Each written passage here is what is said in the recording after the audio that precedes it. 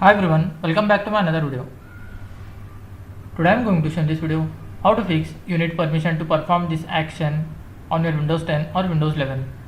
So before going to start the video, if you are not subscribed my channel, please subscribe. So let's start the video.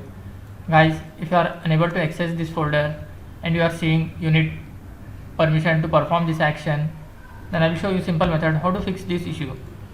You have to just right click on this folder, then click on property, then click on advanced option. Sorry, not on advanced option, you have to just click on security, then click on advanced option. Here you will find change. Click on this change. You need to type your username here. If you don't know your username, then click on advanced option, then click on find now. You will get your username here.